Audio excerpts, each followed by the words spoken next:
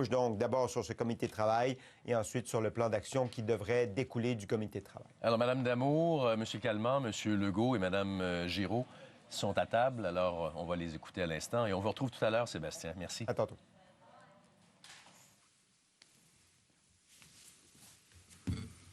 D'abord, le masque que je porte aujourd'hui a été fabriqué par une grande couturière québécoise, Chantal Desmarais, de l'entreprise D majuscule. Ils sont à Laval et à Montréal. Je suis en compagnie de 3 ministres, donc Sylvie Damour, Lionel Carman et Nadine Giraud, et de 4 députés, Denis Lamotte, Isabelle Lecourt, Yann Lafrenière et Christopher Skeet. Je veux faire une annonce aujourd'hui sur un groupe d'action pour lutter contre le racisme, mais je vais me garder ça pour la fin. Je veux d'abord vous parler de 2 sujets.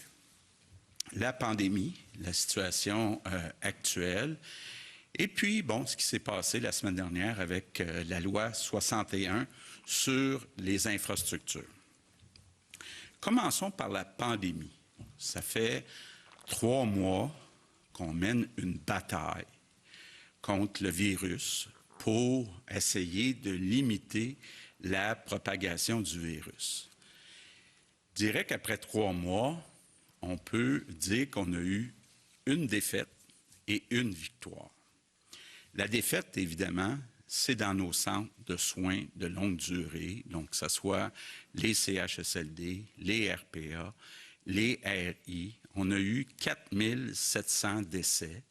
Juste donner un ordre de grandeur, c'est vrai qu'on a beaucoup de personnes qui vivent en résidence au Québec. On en a 218 000. Mais il reste que quand même, là, c'est inacceptable ce qui est arrivé dans nos résidences de soins de longue durée. Je ne veux pas aujourd'hui faire tout le bilan. Il y aura éventuellement des enquêtes, mais il reste que quand même, on a un devoir de corriger ce qu'on est capable de corriger. Puis le principal problème qu'on a vécu, c'est un manque de personnel. Rappelez-vous, au début, avant même que la crise arrive, il nous manquait 10 000 employés. Ensuite, il y a des personnes dans le personnel qui ont été infectées ou qui ont eu peur d'être infectés. Donc, il y a un autre 10 000 employés de plus qui ont quitté. Donc, il nous en manquait 20 000. On a fait appel. J'ai fait, entre autres, un appel à tous. Puis, via Je contribue, on a réussi à trouver 10 000 volontaires qui sont venus travailler, qui n'avaient pas nécessairement de formation. Mais je veux, puis je leur dirai merci toute ma vie, sont venus nous dépanner, 10 000 personnes. Mais il nous manque encore 10 000 personnes formées. C'est pour ça que je suis très content de vous dire, ce matin, cette semaine, parce qu'il y en a qui vont commencer demain ou dans les prochains jours, on va avoir 9 800 personnes qui vont commencer une formation de 3 mois jusqu'au 15 septembre. Et on a convenu, avec à peu près 2000 employés actuels, qu'on ne voulait pas perdre cet été, de faire les formations cet automne. Donc, il va y avoir une deuxième cohorte avec un 2000. Vous allez me dire 9 800 plus 2000, ça donne plus que 10 000. Bien, si on en a plus que 10 000, tant mieux. Mais ce n'est pas impossible qu'un certain nombre de personnes soit échouent le cours, soit qui sentent que ce n'est pas leur place de travailler dans un CHSLD. Donc, l'idée, c'est d'être bien sûr d'en avoir au moins 10 000 formés. Et l'autre chose aussi, pour assurer peut-être les résidences privées, il y a 1700 candidats, candidates qui n'ont pas été retenus, mais qui ont accepté qu'on transfère leur CV dans les résidences privées. Donc, ces personnes-là vont pouvoir aller aider aussi dans les résidences privées. Mais je veux revenir sur l'autre bataille, parce la première bataille qu'on a perdue a un peu caché, beaucoup caché, avec raison, l'autre bataille qu'on a gagnée. Je disais, on a 200 000 personnes qui sont dans nos résidences. Ça veut dire que sur 8,5 millions d'habitants, il y en a 8,3 millions qui n'étaient pas dans les résidences. Puis dans ces personnes-là, il y a eu 500 décès. Bon, un décès, c'est un décès de trop. Mais quand on regarde le ratio, quand on se compare, si on n'avait pas eu la situation catastrophique de nos CHSLD, ça aurait été une victoire sur toute la ligne. Mais il reste que quand même, moi je veux dire un énorme merci aux Québécois. Parce que pourquoi dans la communauté on a eu si peu de décès? Bien parce que les consignes ont été suivies. Ça a été même prouvé. Quand on a, via toutes sortes de façons, fait des recherches, regardé les 10 provinces, les 50 États américains, c'est ici que les gens sont le plus confinés à la maison. Ça a aidé à protéger les plus vulnérables, puis ça a aidé à sauver des milliers, même des dizaines de milliers de vies, selon des scientifiques. Donc, il faut quand même se réjouir de cette victoire. Oui, on a eu une défaite dans les CHSLD, mais dans le reste de la population, grâce aux efforts des Québécois, on a eu quand même une grande victoire. Bon, projet de loi 61. Je veux revenir sur ce qui s'est passé la semaine dernière à l'Assemblée nationale. Vous savez, au Québec, on a beaucoup de rattrapage à faire dans nos infrastructures. On a des routes, on a des projets de transport en commun, on a des écoles, on a des hôpitaux à grandir, à bâtir. Puis on a nos CHSLD qu'on va maintenant appeler des maisons des aînés, où on doit aller plus rapidement. Ça ne va pas assez vite. Puis je veux répéter un peu ce que j'ai dit la semaine dernière. C'est un problème qu'on avait avant la crise, avant la pandémie. Surtout dans 3 ministères. D'abord, le ministère des Transports. Depuis 1 an et demi, je ne calcule plus le nombre de fois que soit un député, soit le ministre des Transports lui-même est venu me voir et me dire « ça n'a pas de bon sens, ça avance pas, là ». Et puis oui, on enlève de la bureaucratie, mais il reste qu'il y a des règles puis il faut changer les lois. Donc, vrai en transport. Dans nos écoles, on le sait, on a un grand projet pour avoir des belles écoles, rénover, bâtir des nouvelles écoles. Depuis 1 an et demi, je ne compte plus le nombre de fois que Jean-François Roberge et des députés qui sont venus me voir pour me dire « les projets d'école, ça n'avance pas assez vite ». L'autre secteur, c'est la santé. En santé, c'est la même chose. Là. Il y a des hôpitaux qu'on attend là, depuis plus de 10 ans. On est encore sur les étapes d'expropriation, d'évaluation environnementale. La conclusion, autant de Daniel Mécan que Marguerite Blais dans les CHSLD, c'était « ça va prendre des changements à nos lois pour aller plus vite ». Puis à l'environnement, Benoît Charette a augmenté le nombre de personnes à l'environnement, mais malgré ça, lui aussi est arrivé à la conclusion que il faut aller chercher un meilleur équilibre. On ne peut pas tolérer que des projets soient retardés pendant des années, là, je pèse bien mes mots, des années en attendant des évaluations environnementales. Tout le monde au Québec est d'accord pour dire qu'il faut respecter l'environnement. Mais est-ce que c'est normal que ça prenne des années avant de compléter des évaluations environnementales? Je pense que non. Bon. Il y a eu aussi toute la question de la corruption. Il n'y a pas personne dans le gouvernement qui veut revenir à donner des cadeaux à des bandits parce qu'ils ont fait de la collusion pour avoir des contrats. Donc, moi, je pense qu'on est capable de faire des infrastructures plus rapidement sans avoir des délais qui durent 4 à 7 ans pour chaque projet. Ça n'a pas de bon sens. Bon. Une fois qu'on a dit ça, c'est vrai qu'à cause de la pandémie, la session n'a pas été longue.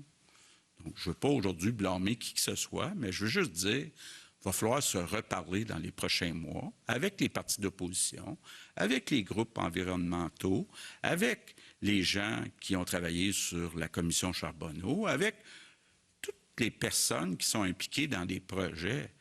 Mais il faut être capable de faire nos projets dans des délais raisonnables, sans négliger les évaluations environnementales, puis sans tomber dans de la corruption, dans de la collusion. Ça, c'est très clair. Donc, on aura l'occasion d'y revenir. Donc, c'est une longue introduction, mais c'est une introduction que j'ai ruminée toute la fin de semaine, là. Et puis, faut au Québec travailler ensemble. Puis, s'il y a un dossier sur lequel, là, j'arrive sur l'annonce du jour, s'il y a un dossier sur lequel il faut travailler ensemble, c'est la lutte au racisme. C'est important, là, on est capable au Québec de faire disparaître ça. Et donc, très fier d'annoncer aujourd'hui qu'on va créer un groupe d'action contre le racisme qui va être coprésidé par Lionel et Nadine, mais qui va aussi être composé de Sylvie, donc qui va s'occuper des Autochtones, parce qu'il y en a du racisme de ce côté-là. Il va y avoir aussi 4 députés qui sont dans la salle avec nous. Denis Lamotte, Denis, qui a été policier avec les Autochtones, donc connaît bien le dossier. Isabelle, bien là, ça sera à toi d'expliquer pourquoi c'est un dossier qui te tient à cœur, mais bon, tu pourras parler aux journalistes, si tu le veux, de tes enfants. Yann Lafrenière, ben, c'est l'adjoint aussi de la ministre de la Sécurité publique, qui était policier, porte-parole, donc connaît bien les problèmes de racisme. Christopher Ski, hein, qui est un petit peu... là, je vais faire attention parce que... Hein, qui est un peu Christopher, ouais, c'est ça. Donc, qui est responsable, qui est mon adjoint parlementaire aussi auprès des communautés anglophones. Donc, ces 4 députés, les 3 ministres, les 2 coprésidents vont donc coprésider le groupe d'action. Puis le mot important ici, c'est le mot action. Vous le savez, moi, je ne suis pas un grand fan des comités, des groupes, des forums, des tables et tout ce que vous voudrez. Donc, j'ai demandé aux 2 coprésidents, coprésidentes, d'arriver rapidement avec des actions, des recommandations d'action dès l'automne pour qu'on puisse rapidement poser des actions efficaces.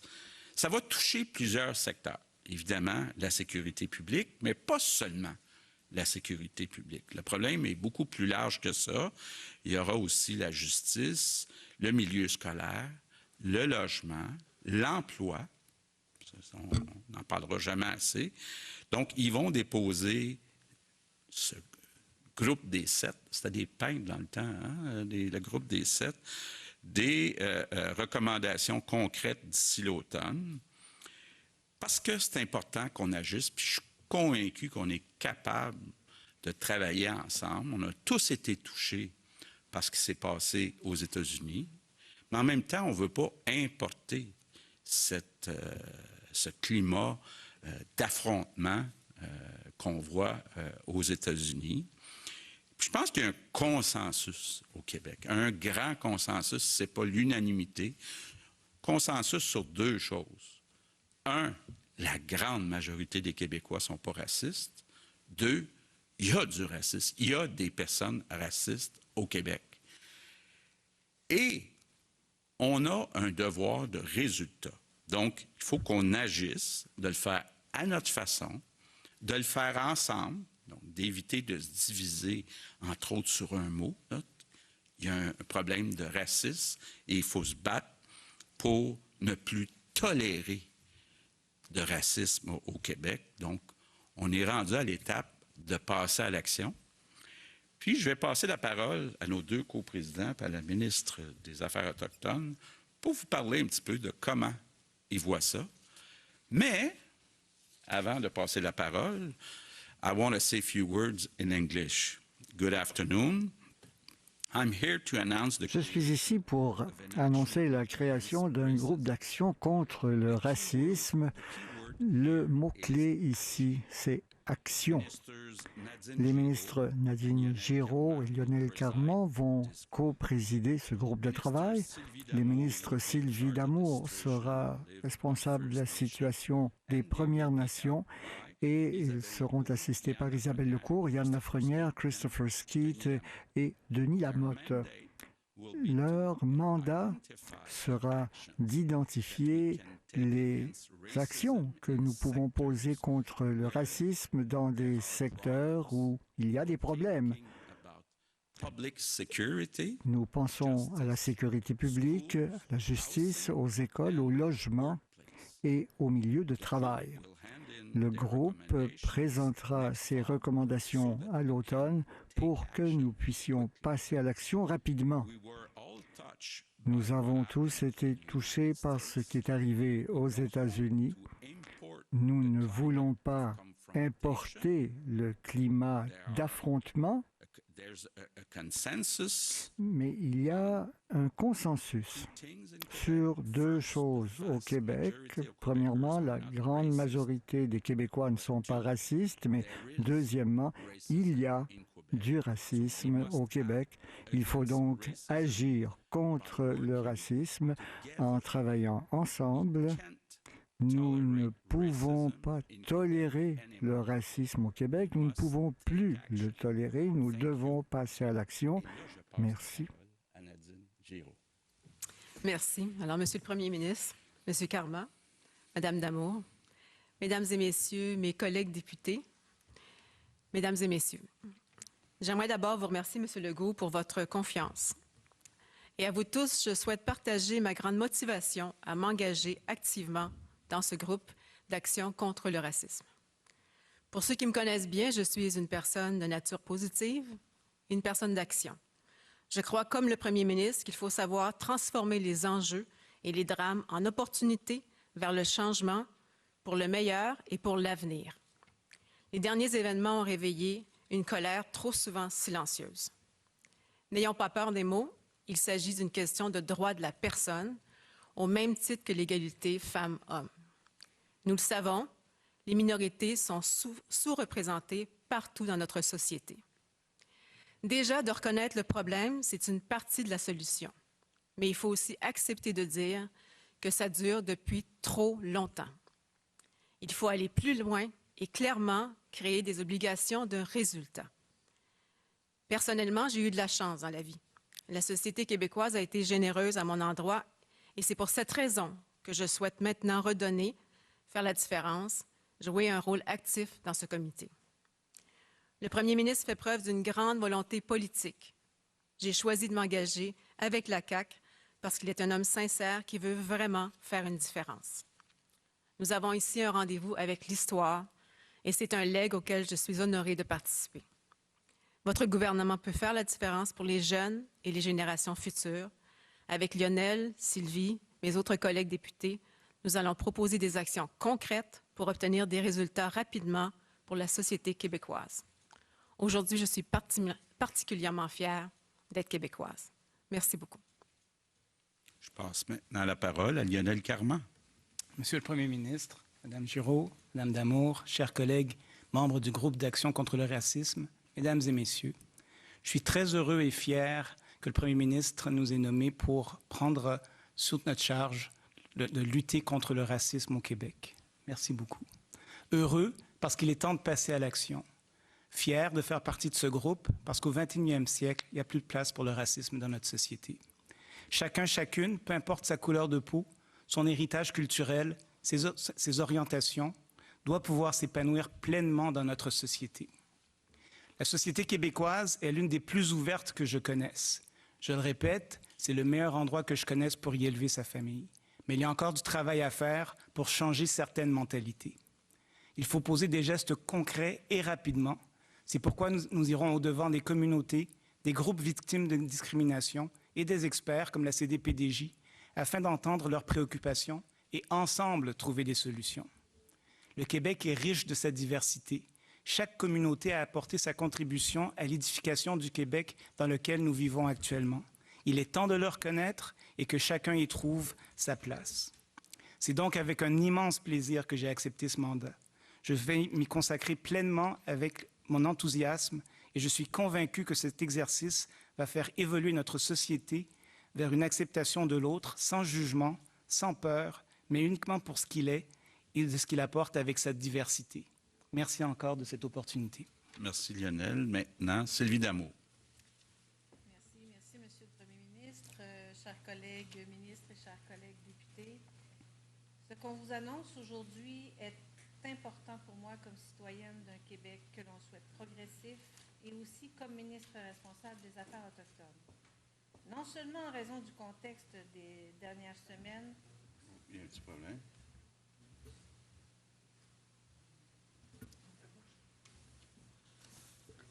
Merci.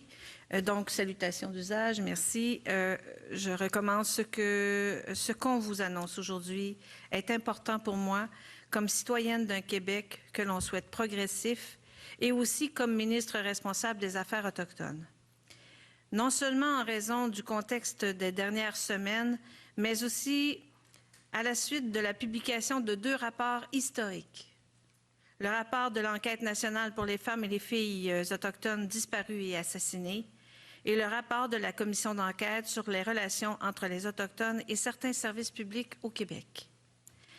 Dès leur publication, nous nous sommes engagés à mettre en œuvre les appels à la justice et à l'action de ces rapports, et ce, en collaboration avec les Premières Nations et les Inuits, et ça demeure notre priorité. Les résultats de ces 2 rapports seront très précieux pour le travail à venir. Je suis convaincue que c'est par des gestes comme celui d'aujourd'hui que nous parviendrons à lutter contre le racisme dans nos sociétés. Notre mandat nous amènera à consulter les experts et les organismes du milieu. Je sais que leur expérience et leurs connaissances sont précieuses et ils pourront nous guider dans l'élaboration d'actions concrètes pour un Québec juste et équitaire pour tous. Je vous demande de joindre vos efforts aux nôtres. Je souhaite également souligner la participation du député d'Ungava, M. Denis Lamotte, qui est également mon adjoint parlementaire au sein de ce groupe d'action, ayant travaillé de nombreuses années auprès de la population inuit et crie. Son expérience nous sera très précieuse. Le travail qui nous attend est très important et je suis convaincue qu'ensemble, on y arrivera. Merci. Micro à votre droite et à votre gauche. Vu le nombre important de journalistes, on va se limiter vraiment à une question par journaliste. Première question du Devoir. Oui, bonjour, Guillaume Bourgault-Côté. Vous dites, M. Legault, s'il y a un sujet sur lequel nous devons travailler ensemble, c'est celui-là. Pourquoi il n'y a aucun membre des partis d'opposition dans ce groupe-là, alors qu'on a vu dans d'autres dossiers, comme les violences sexuelles, fin de vie, etc., que le travail conjoint pouvait aussi donner des résultats? Donc, pourquoi il n'y a personne actuellement? Bon. D'abord, les partis d'opposition vont être appelés à faire des propositions. Ce qu'on veut, c'est un groupe d'action qui agisse rapidement. Rappelons-nous que l'Hystério, pour ne pas la nommer, avait déposé un plan d'action pour lutter contre le racisme. À un moment donné, on doit agir rapidement. Donc, si on avait parlé, par exemple, d'une commission parlementaire transpartisane, on en aurait eu pour 6 mois, 1 an, avant de passer à l'action. L'idée d'avoir un groupe gouvernemental, c'est d'être capable d'arriver rapidement avec des actions, des recommandations d'action dès l'automne. Madame Giraud, Annie Guillemette, Cogeco. Partie de la solution. On a parlé de racisme systémique la semaine dernière, M. Legault. J'aimerais savoir, est-ce que ce groupe d'action doit travailler en considérant qu'il n'y a pas de racisme systémique au Québec, ou si, dans le cadre des travaux, on pourrait arriver à cette conclusion-là et donc orienter les recommandations en fonction de ça? Oui, écoutez, je pensais que vous posiez votre question à Nadine, mais il y a plusieurs définitions du mot systémique. Moi, ce que j'ai dit, là, je veux qu'on travaille ensemble autour de 2 consensus. 1, la majorité des Québécois ne sont pas racistes, donc on ne fera pas le procès des Québécois. Mais 2, il y a du racisme au Québec et on ne doit plus le tolérer. Donc, plutôt que de faire des débats autour d'un mot où on sait que 2 groupes au Québec, 2 familles de pensée, concentrons-nous à lutter contre le racisme. On va... Est-ce que donc le groupe d'action vous allez travailler en fonction de cette idée qu'il n'y a pas de racisme systémique? Vous savez, le mandat du groupe d'action. excusez-moi, le mandat du groupe d'action est très clair. C'est d'identifier des secteurs prioritairement où des mesures sont nécessaires pour contrer le racisme. On a indiqué plusieurs secteurs tout à l'heure. Le deuxième, c'est vraiment de prendre en compte les réalités particulières que vivent les personnes qui sont issues des minorités. Et le troisième, c'est d'élaborer puis de dévoiler des actions concrètes qu'on peut mettre en place. Donc, pour moi, ça veut dire qu'on va rencontrer différents types de personnes, on va rencontrer différents groupes et on va rencontrer plusieurs réseaux communautaires qui vivent ce racisme-là. Et c'est ça qu'on veut faire. C'est qu'on veut s'attaquer directement à mettre des mesures précises et actionable, en anglais, en place. On va se limiter à une question, s'il vous plaît, par journaliste. Annie Guillemette, Cogeco. Bonjour. Monsieur Carman, vous avez un peu rapidement parlé de ce que vous allez faire, la démarche comme telle. Si vous voulez des actions à l'automne, vous avez 3 mois devant vous. C'est comme le délai d'une première vague de pandémie. Quelles seront vos démarches de consultation, de réflexion pour arriver à des actions concrètes? Mais écoutez, dès cette semaine, on va se réunir avec le groupe. On va se donner un mandat. On va se diviser la tâche, parce que c'est pour ça qu'on est 7 aussi. On va lancer des invitations à plusieurs groupes. Comme ça, tout le monde sera entendu. Et ensuite, on va se mettre au travail. Moi, je crois qu'en 3 mois, on peut faire beaucoup de choses. Ouais. Le mandat est clair. Les solutions sont connues. Là, on a lu des dizaines et des dizaines de rapports sur le racisme au Québec. On sait ce qu'on a besoin d'améliorer. On va travailler là-dessus. On va se mettre à jour. Et on va travailler avec les différents groupes pour avoir des résultats d'ici 3 mois. Hugo Giguère, on va passer à la prochaine question. Il y a beaucoup de journalistes. On va passer à la prochaine question. La presse canadienne. Oui, M. Legault, il y a le gouvernement fédéral qui a reconnu précisément l'existence du racisme systémique. Il y a la Ville de Montréal qui reconnaît précisément l'existence du racisme systémique. Vous avez décrit vous-même la situation tantôt en disant le problème est plus large que la sécurité publique. On parle de la sécurité publique, l'éducation, la justice, le logement. Est-ce que ce n'est pas précisément la définition du racisme systémique? Pas selon moi.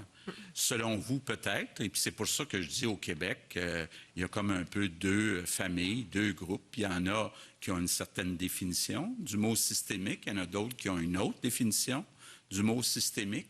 Plutôt que de chicaner, moi, je veux qu'on arrête de se diviser, qu'on travaille ensemble à lutter contre le racisme, plutôt que d'essayer de lutter à savoir lequel des 2 groupes a raison. Parce que les deux groupes sont d'accord sur une chose.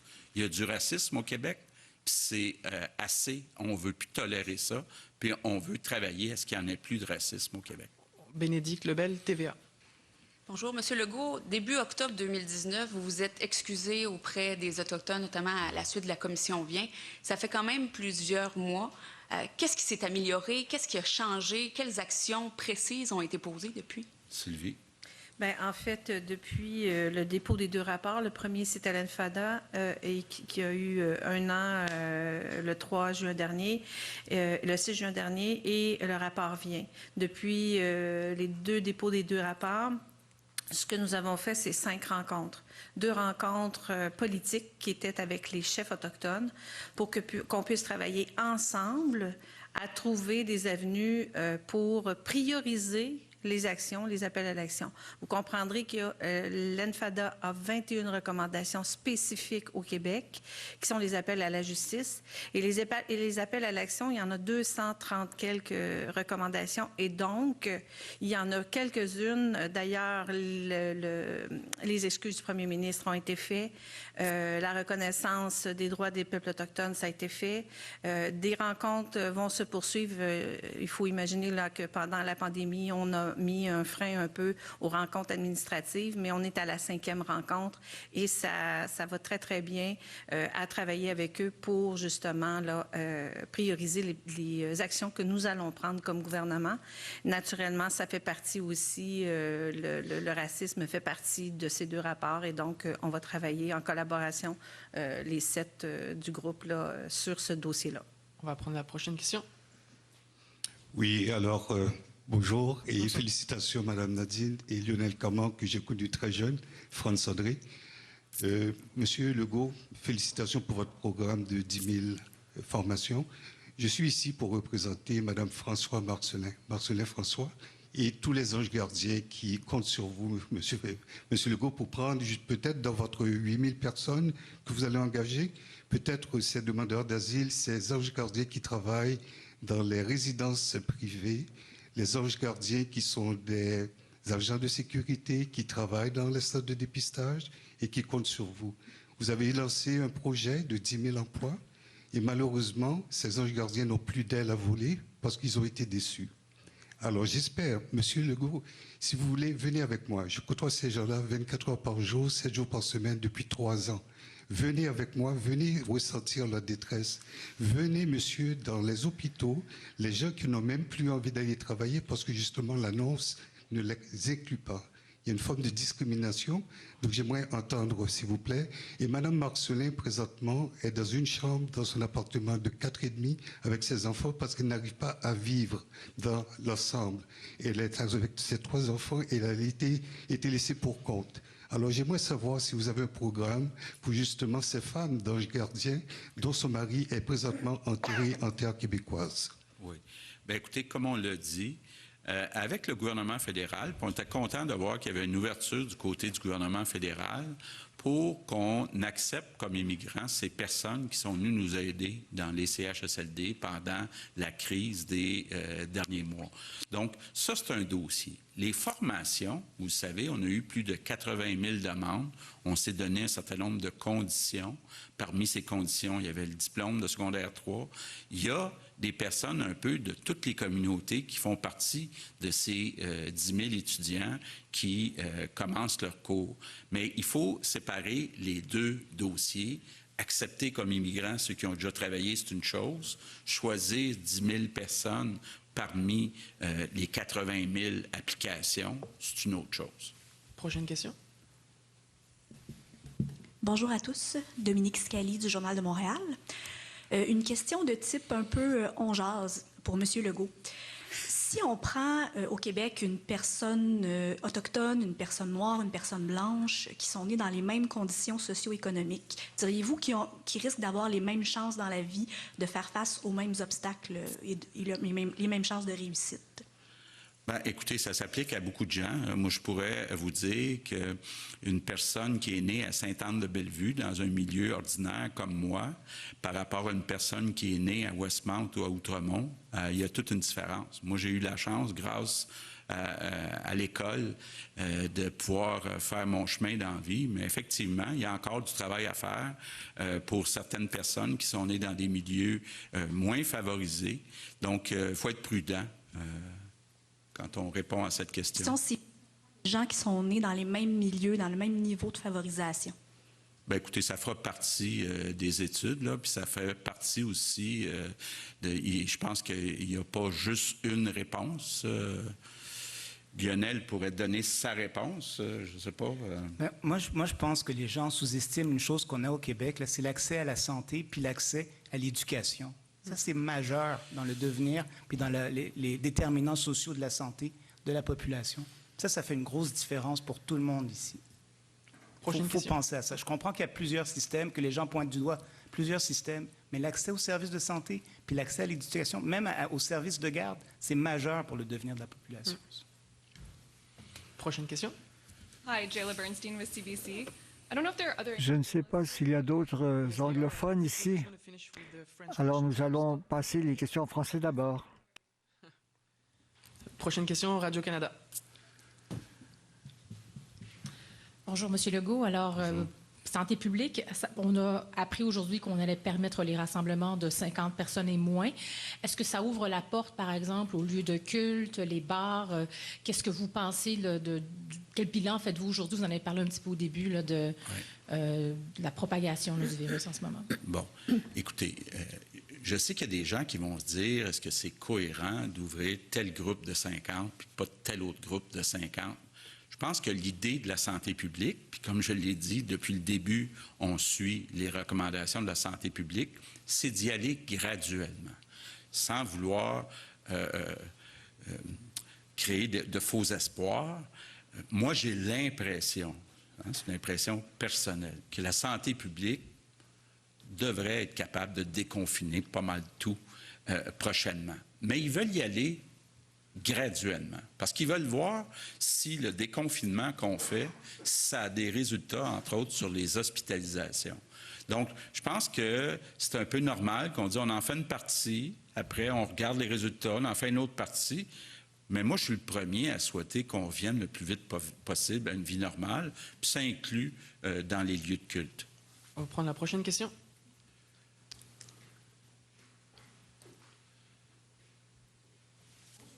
Bonjour. La presse, je m'adresserai aux deux coprésidents. Est-ce qu'il y a pour vous une action ou des actions qui vous semblent vraiment prioritaires, là, que vous voulez absolument, dès le début de l'automne, changer? Bien, en fait, la raison de mettre sur pied le groupe d'action contre le racisme, c'est justement d'identifier quels sont les secteurs dans lesquels on veut mettre en place des actions prioritaires. Et c'est avec le groupe avec lequel on va travailler et les gens qu'on va rencontrer aussi, qu'on va pouvoir déterminer non pas seulement quels sont ces secteurs, mais comment on doit agir dans ces secteurs-là et quelles actions on va mettre en place avec des obligations de résultats aussi, parce que c'est surtout ça qu'on veut faire. Mettre des actions en place, mais aussi avoir des obligations de résultats vis-à-vis de ces actions-là. Fait que pour l'instant, bien, pour l'instant, je n'ai pas d'exemple parce que justement, c'est pour ça qu'on crée ce groupe-là. C'est à partir du groupe qu'on va faire justement les différentes analyses, on va faire des consultations privées. Donc, à ce moment-là, on va pouvoir vraiment déterminer ce sur quoi on peut agir de façon prioritaire et ce sur quoi on veut agir de façon prioritaire pour éliminer le racisme, pour s'assurer qu'il n'y ait plus de racisme. On va passer à une question. Est-ce que je peux ajouter quelque chose? Moi, étant un peu biaisé, homme noir ayant grandi au Québec, moi, je pense que la première chose que moi j'aimerais discuter, ce serait le profilage racial. Je pense que c'est quelque chose qu'on peut avoir des solutions et des solutions qui ont été proposées. C'est sûr qu'il faut prioriser, comme dit ma collègue, là, les différentes choses, mais personnellement, moi, ce serait un des points importants pour moi. Merci. J'en ajouterai un autre, si vous voulez. Bon, allez-y donc. L'emploi. Ça n'a pas de bon sens, les taux de chômage chez les minorités visibles. Ça n'a juste pas de bon sens, que ce soit dans le privé ou dans le public. Donc, ça, il faut agir de ce côté-là. Comment? Là, ça sera au groupe à le faire. Mais moi, je dirais là, que les taux de chômage hyper élevés chez les minorités visibles, chez les Autochtones, il faut s'attaquer à ça. J'en rajouterai. Allez-y, allez-y. On a du travail. En fait, il y a des gestes qui ont été posés justement en rapport avec les deux rapports qui avaient été déposés, où il y a des gestes qui doivent être posés en collaboration avec les Autochtones, mais il y a des gestes que le gouvernement doit faire. Et je prends la balle au bon pour faire une annonce à tous les fonctionnaires du Québec qu'il va y avoir un webinaire pour sensibiliser les fonctionnaires du 15 au 19 juin. Alors, je leur recommande fortement de suivre ce webinaire-là. Ça va leur donner de l'information sur les mythes et réalités des Premières Nations et des Inuits. Donc, déjà ça, c'est un geste concret qu'on est en train de faire.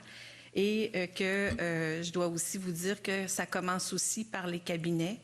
Et moi, à l'entrée du gouvernement, ma priorité était de monter un cabinet qui était 50% d'Autochtones et on a réussi.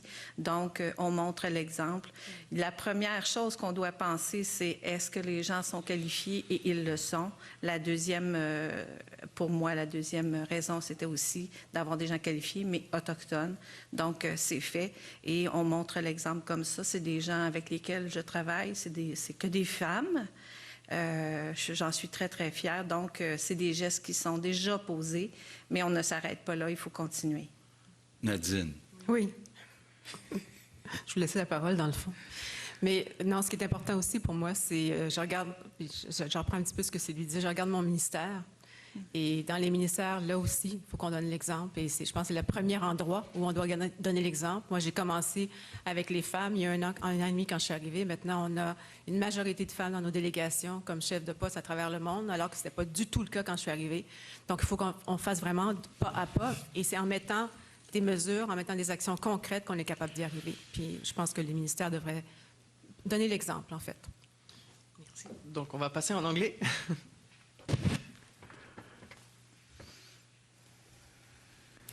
Hello again. Je voudrais une précision, puis j'aurais une question. Je vais m'assurer, est-ce qu'il y a des représentants qui sont autochtones sur le groupe de travail? Non, mais il y a la ministre responsable et il y a un officier, un agent de police qui a travaillé avec les Autochtones, mais ce sont tous des membres de l'Assemblée nationale, mais nous n'avons malheureusement aucun membre de l'Assemblée nationale qui soit originaire des Premières Nations. Et ma question maintenant, c'est quel est le message que cela peut envoyer? On entend beaucoup de plaintes à propos du profilage racial, des injustices dans le système judiciaire. Quel message est-ce que ça peut envoyer d'avoir d'anciens policiers sur ce groupe de travail et aucun autochtone? Bien, d'abord, nous allons consulter les groupes autochtones et les autochtones eux-mêmes. Je pense qu'il est important de procéder rapidement, d'avoir rapidement des actions à mettre en œuvre. Nous avons parlé de la possibilité d'une commission d'enquête publique, mais ça aurait pris de 6 à 12 mois avant de recevoir des recommandations. Et personnellement, moi, j'aime qu'on puisse agir. Je voudrais qu'on agisse avant Noël. Hi, good afternoon. Amanda Klein with CTV. Mr. Legault, you said earlier that... Monsieur Legault, vous avez dit qu'il y a des Québécois qui ont différentes conceptions du racisme systémique. Les uns pensent que c'est une chose, d'autres pensent que c'est autre chose. Quelle est votre conception du racisme systémique? Ma définition du racisme systémique, c'est qu'il y ait un système. Il y aurait un système de racisme au Québec. Et moi, je ne pense pas qu'il y ait un système. Je sais qu'il y a des personnes qui pensent que systémique, ça veut dire autre chose. Alors, pourquoi nous disputer pendant des mois autour d'un mot au lieu de nous rassembler pour combattre le racisme?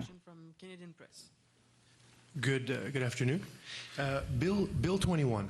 Le projet de loi 21, il y a eu une protestation, une manifestation devant vos bureaux à Montréal hier, sans entrer dans les détails.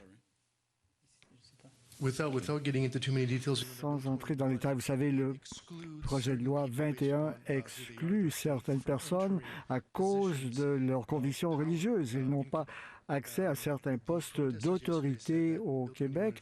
La manifestation hier disait que c'est du racisme systémique parce que ça vise de façon disproportionnée des personnes racialisées.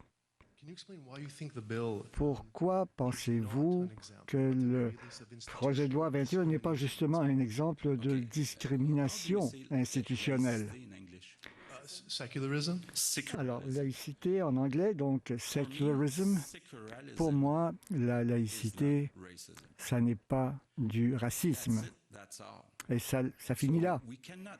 Nous ne devons pas mêler le projet de loi 21 à la lutte contre le racisme. Le projet de loi 21 porte sur la laïcité et c'est bon n'importe où dans le monde, quelle que soit la couleur des gens. Donc, la laïcité, ça n'est pas du racisme. Next question. Yeah, go ahead. Montréal Gazette. Good afternoon. A question for Madame Giraud and Monsieur. Une question pour Madame Giraud et Monsieur Carman. Êtes-vous d'accord avec la définition qu'a le Premier ministre du racisme systémique? Est-ce que vous pensez qu'il y a du racisme systémique au Québec? Moi, je pense que les Québécois sont une population ouverte, mais oui, il y a du racisme au Québec et c'est ce sur quoi nous allons travailler. Je ne vais pas commencer à me lancer dans des définitions ou chercher une définition qui ne sont pas acceptables à tout le monde. Bon, parce qu'autrement, nous allons perdre un temps précieux, un temps que nous pourrions mettre à définir ce qu'il faut faire, ce que nous voulons faire, mettre des actions en place et obtenir des résultats. Moi, je veux combattre le racisme. J'ai été moi-même victime de racisme pendant ma carrière. De quel type de racisme, peu m'importe, c'était du racisme. Je suis tout à fait d'accord avec ce qu'elle vient de dire. Hello, Gloria Enriquez with Global News. Mr. Legault, were you Monsieur Legault, avez-vous été surpris par certaines des conclusions du rapport publié aujourd'hui sur le racisme systémique? Pour être bien franc, je n'ai pas eu le temps de le lire. Je vais le lire, je n'ai pas eu le temps de le lire encore. Mais je ne suis pas étonné d'entendre qu'il y a du racisme au Québec.